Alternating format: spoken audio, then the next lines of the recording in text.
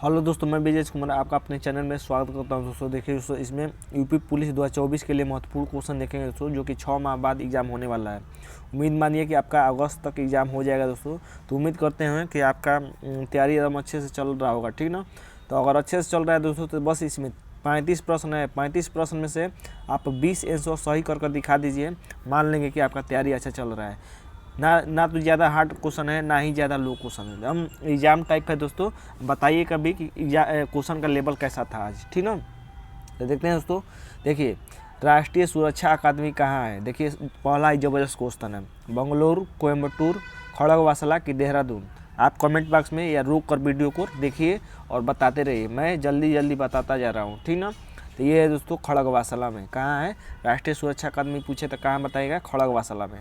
खड़गवासला कहाँ पड़ता है दोस्तों? पुणे में पड़ता है। पुणे कहाँ पड़ता है? महाराष्ट्र में। यानी महाराष्ट्र के पुणे के खड़गवासला में है राष्ट्रीय सुरक्षा अकादमी। तो खड़गवासला अगर ऑप्शन नहीं देगा तो पुणे या महाराष्ट्र भी दे सकता है, ठीक ना। देखिए, Netaji Subhash Chandra Bose institute of sport कहाँ है?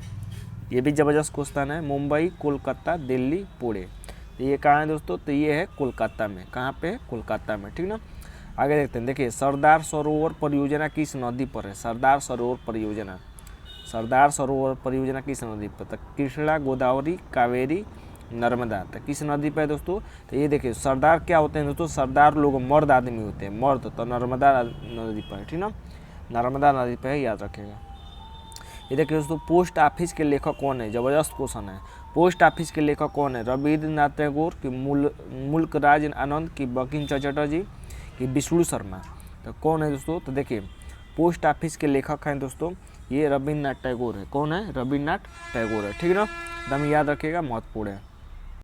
तो आंसर इसका हो जाएगा रविंद्रनाथ टैगोर, ठीक है। देखिए, बंकिम चंद्र चटर्जी के बारे में याद रखिएगा, इनकी पुस्तक है एक दोस्तों, आनंद मठ, ठीक है। आनंद मठ किसने लिखा है? तो ये बंकिम चंद्र चटर्जी ने लिखा है।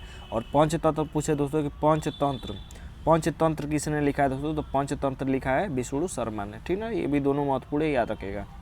ये देखिए दोस्तों, बाल्टिक समुद्र को उत्तरी समुद्र से मिलाने वाली नहर का नाम बताइए। तो कौन सी नहर है दोस्तों? कील नहर, सुएज नहर, पनामा नहर कि इनमें से कोई नहीं। तो कौन सा नहर है? तो ये है दोस्तों कील नहर, ठीक ना।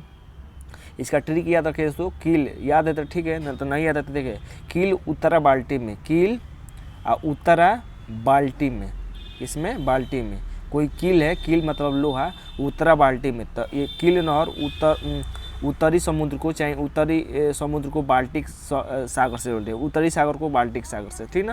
तो ये यहाँ पर दिया है बाल्टिक और उत्तरी समुद्र, ठीक ना। सुएज नहर का ट्रिक है दोस्तों, सुएज नहर को भूल जाओ, सुएज नहर को क्या हो जाओ? भूल जाओ, ठीक ना। सुएज नहर को भूल जाओ। तो सुएज नहर भूमध्य सागर और लाल सागर को जोड़ती है, भू से भूमध्य, लौ से लाल, ठीक ना।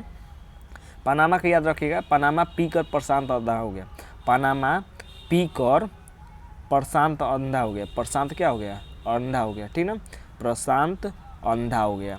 तो ये देखिए दोस्तों, ये देखिए, प्रशांत से प्रशांत महासागर, अंध से अंध महासागर। तो प्रशांत महासागर और अंध महासागर को कौन जोड़ता है? पनामा नहर जोड़ती है। तो तीनों का ट्रिक, कील उत्तरा बाल्टी में, सुएज नहर को भूल जाओ और पनामा पीकर प्रशांत अंधा हो गया। तो आंसर इसका ए हो जाएगा। 6वां नंबर दोस्तों, निम्नलिखित नदियों में से कौन सी नदी अपने मुहाने पर कोई डेल्टा नहीं बनाती है? कावेरी, महानदी, गोदावरी, ताप्ती। तो कौन डेल्टा नहीं बनाती है दोस्तों? तो देखिए, ताप्ती नदी और नर्मदा नदी। नर्मदा अगर ऑप्शन में रहेगा तो वो भी हो जाएगा। तो नर्मदा और ताप्ती, ये दो डेल्टा नहीं बनाती है अपने मुहाने पर, याद रखिएगा। तो ये ऑप्शन डी हो जाएगा, ठीक ना। ये देखिए दोस्तों, श्रीनगर किस नदी के किनारे स्थित है? महत्वपूर्ण है। रावी, सतलज, झेलम, चिनाब। तो श्रीनगर किस नदी के किनारे स्थित है? तो ये झेलम नदी के किनारे स्थित है, ठीक ना। 7वां का सी हो जाएगा। ये देखिए दोस्तों, सोमपैंस कहाँ के आदिवासी लोग हैं? सोमपैंस अंडमान, निकोबार, लक्षद्वीप, इनमें से कोई नहीं। ऑप्शन जबरदस्त है, ऑप्शन जबरदस्त है। तो कौन हो जाएगा आंसर? लक्षद्वीप, ठीक ना। लक्षद्वीप। 8वां का सी हो जाएगा कि सोमपैंस कहाँ की जनजाति है? लक्षद्वीप की। प्रथम विद्युत रेलवे स्टेशन खोली गई थी, कब खोली गई थी? 1853 में, 1885, 1905 की 1925। तो प्रथम विद्युत रेलवे स्टेशन कब खोली गई थी दोस्तों? ये खोली गई थी 1925 में, ठीक ना। आगे देते हैं। ये देखिए, जनगणना 2001 के अनुसार निम्नलिखित में से किसका सबसे कम आबादी घनत्व है? तो कम आबादी घनत्व किसका है दोस्तों? 2001 की जनगणना के अनुसार। मणिपुर, मेघालय, नागालैंड, मिजोरम। कौन आंसर हो जाएगा दोस्तों? ये पुराना क्वेश्चन हो गया है, नया याद रखिएगा। 10वां का सी हो जाएगा, नागालैंड हो जाएगा। ठीक है, 2011 की जनगणना के अनुसार याद रखिएगा दोस्तों। 2011 की जनगणना के अनुसार सबसे कम आबादी घनत्व वाला राज्य अरुणाचल प्रदेश है। कौन है? अरुणाचल प्रदेश है। ठीक है, अरुणाचल प्रदेश है, याद रखिएगा। ये देखिए दोस्तों, मनुष्य के शरीर में कितना लीटर रुधिर होता है? तो मनुष्य के शरीर कितना लीटर रुधिर होता है? 1, 4, 6 कि 10? ये देखिए दोस्तों, मनुष्य के शरीर के वजन का करीब 6 से 7% ये 7% रक्त होता है। ठीक ना, रुधिर होता है। तो कितना होता है? 6 लीटर होता है। परसेंटेज में पूछे तो 6 से 7%। ठीक ना। ये देखिए दोस्तों, विद्युत धारा का चुंबकीय प्रभाव सर्वप्रथम अवलोकित किया गया। यानी जो विद्युत धारा का चुंबकीय प्रभाव की खोज सबसे पहले किसी ने की थी, ये पूछ रहा है। हेनरी द्वारा, ऑस्टेड द्वारा, फैराडे द्वारा कि वोल्टा द्वारा? तो इसका आंसर हो जाएगा दोस्तों फैराडे द्वारा। फैराडे ने विद्युत चुंबकीय प्रेरण की खोज की थी। ठीक ना, विद्युत चुंबकीय प्रेरण भी अगर नाम दे दे तो वही आंसर हो जाएगा। 13 देखते हैं दोस्तों, 13 नंबर है, न्यूरॉन इकाई है। न्यूरॉन किसकी इकाई है? पूछ रहा है कि न्यूरॉन किसकी इकाई है? संयोजी ऊतकी, पेशी ऊतकी कि एंडोथेलियम ऊतकी कि तंत्रिका ऊतकी? तो ये देखिए दोस्तों, न्यूरॉन होती है तंत्रिका की इकाई होती है। ठीक ना, तंत्रिका की इकाई होती है दोस्तों नर्वस सिस्टम की। ठीक ना, और नेफ्रॉन पूछे दोस्तों, ये तो न्यूरॉन है। अगर नेफ्रॉन पूछे, क्या पूछे? नेफ्रॉन पूछे कि किसकी इकाई है, तो नेफ्रॉन किडनी को बताइएगा। ठीक ना, किडनी हिंदी में वृक्क कहेगा, तो किडनी की इकाई। ठीक है, दोनों क्वेश्चन याद रखेगा। ये देखिए दोस्तों, ब्लैक होल सिद्धांत की खोज किसके द्वारा की गई थी? ब्लैक होल सिद्धांत महत्वपूर्ण है। S Chandrasekhar, Arvind Khurana, CV Raman, S Ramanujan? तो ब्लैक होल सिद्धांत किसने खोजा था दोस्तों? तो एस चंद्रशेखर ने खोजा था। एस चंद्रशेखर ने। ठीक है, ऑप्शन ए हो जाएगा। ये देखिए दोस्तों, पुष्टि मार्ग के दर्शन की स्थापना किसने की थी? पुष्टि मार्ग के दर्शन की स्थापना किसने की थी? चैतन्य, नानक, सूरदास की वल्लभाचार्य? तो किसने की थी दोस्तों? तो ये की थी वल्लभाचार्य ने। ठीक है, वल्लभाचार्य ने की थी। ये क्वेश्चन देखिए दोस्तों, पंजाब, एक मिनट, पंजाब के हिंदू शाही राजवंश को किसने स्थापित किया? यानी पंजाब का जो हिंदू शासी राजवंश था उसको स्थापित किसने किया? वसुमित्र, कल्लर, जयपाल, महिपाल? क्या आंसर हो जाएगा दोस्तों? ये हो जाएगा डी। कमेंट बॉक्स में ज़रूर बताइएगा दोस्तों कि आपका आंसर कितना सही हो रहा है। अगला देखते हैं दोस्तों, दिल्ली की सल्तनत को मुख्य बाहरी खतरा था। कह रहा कि दिल्ली की सल्तनत को किससे बाहरी खतरा था? ठीक ना, मुगलों से, अफगानों से, ईरानियों से, कि इनमें से कोई नहीं? तो ये किसी से नहीं था दोस्तों। ऑप्शन डी हो जाएगा, इनमें से कोई नहीं। ठीक ना, ये देखिए दोस्तों, निम्नलिखित में से कौन गांधीवादी विचारधारा के अग्रणी उत्पादक थे? गांधीवादी विचारधारा के कौन थे, ये पूछ रहा है। ठीक ना, JL नेहरू, MN राय, विनोबा भावे कि जयप्रकाश? तो कौन हो जाएगा दोस्तों? तो ये हो जाएगा विनोबा भावे। ये गांधीवादी विचारधारा के। ठीक ना, अगला देखते हैं दोस्तों, 19 नंबर, मगध में शाही मौर्य के ठीक बाद उत्तराधिकारी कौन थे? शाही मौर्य के बाद कौन सा वंश आया था, ये पूछ रहा है। ठीक ना, तो ये देखिए दोस्तों, 19 का क्या? कुषाण, पांडे, सातवाहन, शुंग? कौन आंसर हो जाएगा दोस्तों? तो शुंग थे मगध में। शाही मौर्य के बाद शुंग है। अगला देते हैं, ये क्वेश्चन जबरदस्त है कि महावीर स्वामी और बुद्ध, ठीक ना, महावीर स्वामी और बुद्ध दोनों ने किसके शासनकाल में उपदेश दिया था? अजातशत्रु, बिंबिसार, नंदीवर्धन, उदय? तो किसके शासनकाल में दोस्तों? तो ये दिया था बिंबिसार के शासनकाल में दोनों ने उपदेश दिया था। जबरदस्त क्वेश्चन था ये, ऐसे एग्जाम में पूछता है दोस्तों। देखते हैं अगला, जहांगीर महल स्थित है। जहांगीर महल कहाँ है? दिल्ली में, फतेहपुर सीकरी में, आगरा किले में कि सिकंदरा में? तो जहांगीर महल कहाँ है दोस्तों? तो ये आगरा के किले में। आगरा के किले में महत्वपूर्ण है, याद रखेगा। ठीक ना, यानी ऑप्शन सी हो जाएगा। 21 का ऑप्शन सी हो जाएगा। ठीक ना, अगला देते हैं, सारनाथ में बुद्ध का प्रथम प्रवचन क्या कहलाता है?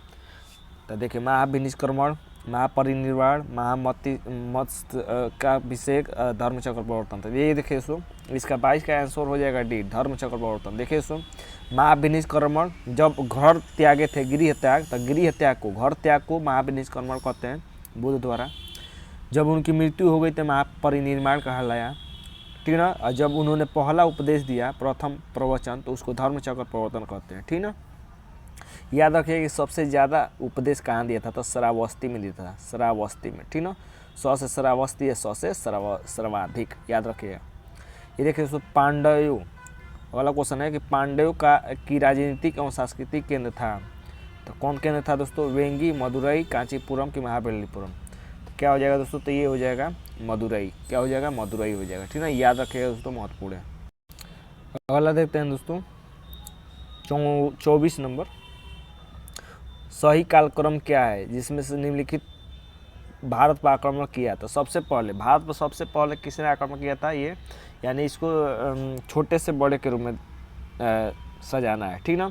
ये देखो, सबसे पहले आए थे आर्य लोग, ठीक ना। आर्य लोग के बाद दोस्तों दूसरे नंबर पर आए कुषाण, ठीक ना।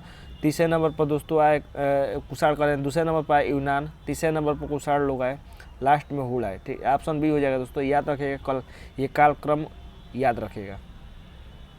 ये देखिए दोस्तों 25 नंबर है कि हिंदू विधि एवं पर एक पुस्तक मिताक्षरा किसने लिखा है, नए चंद्र, अमोघ वर्षा, विज्ञानेश्वर की कमबंत। किसने लिखा है दोस्तों, मिताक्षरा महत्वपूर्ण पुस्तक है, ऐसे एग्जाम में पूछता है, तो विज्ञानेश्वर ने लिखा है। ये देखते हैं दोस्तों अगला 26 नंबर क्वेश्चन है दोस्तों। 26 नंबर क्वेश्चन है कि किसके परिणाम स्वरूप 5वीं शताब्दी ईसा पूर्व में गुप्त साम्राज्य का पतन हो गया। गुप्त साम्राज्य का पतन किसके परिणाम स्वरूप हो गया दोस्तों, चालुक्य छापों के, कि ग्रीक आक्रमण के, कि हुड़ आक्रमण के, कि पल्लव छापों के।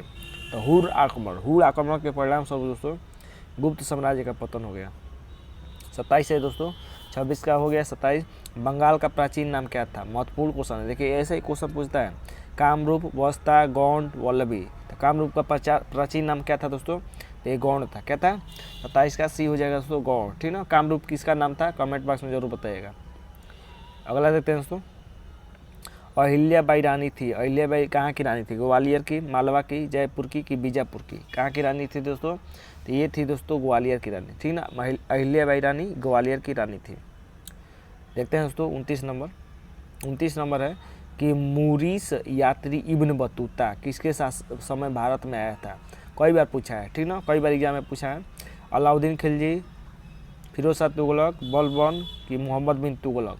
तो कौन हो जाएगा दोस्तों, तो ये देखिए इब्न बतूता, तुगलक याद रखिएगा, मोहम्मद बिन तुगलक के समय आया था इब्न बतूता, ठीक ना। 30 देखते हैं दोस्तों, सिंधु घाटी सभ्यता के अवशेष चिन्ह बतलाते हैं, क्या बताते हैं, कृषि, पशुपालन, व्यापार, शिकार। क्या बताते हैं दोस्तों, ये बताते हैं दोस्तों व्यापार, ठीक ना, व्यापार।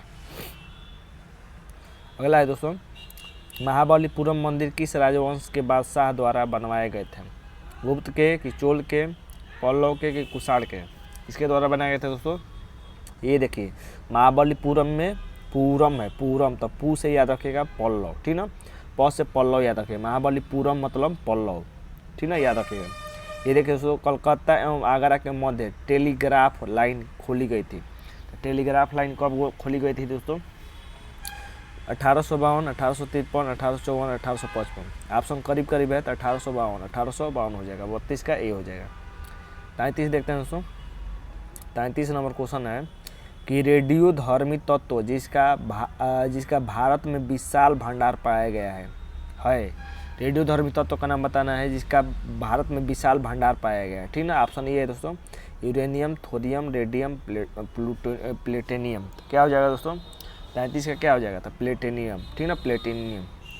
देखते हैं दोस्तों 34, फोटोग्राफी में उपयोग किया गया प्रकाश संवेदी यौगिक है, यानी फोटोग्राफी में किसका प्रकाश बनाया जाता है, ठीक ना, किसकी कलई की होती है दोस्तों, तो silver chloride, silver sulphide, silver bromide, silver oxide. तो क्या हो जाएगा दोस्तों, तो ये सिल्वर ब्रोमाइड हो जाएगा, सिल्वर ब्रोमाइड हो जाएगा दोस्तों, ठीक ना। फोटोग्राफी में सिल्वर ब्रोमाइड का प्रयोग किया जाता है, याद रखिएगा, महत्वपूर्ण है। 35 दोस्तों, कि मेथेनॉल को किस नाम से जाना जाता है, rubbing alcohol, grain alcohol, wood alcohol, stain alcohol. तो 35 का क्या हो जाएगा दोस्तों, तो ये वुड एल्कोहल कहा जाता है, वुड एल्कोहल मेथेनॉल को, ठीक ना। तो अब आप बताइएगा दोस्तों कि आपका 35 में कितना आंसर आया सही। ठीक ना, तो आज के लिए बस इतना ही दोस्तों। उम्मीद करते हैं कि वीडियो अच्छा लगा होगा। तो आज के लिए बस इतना ही, धन्यवाद दोस्तों।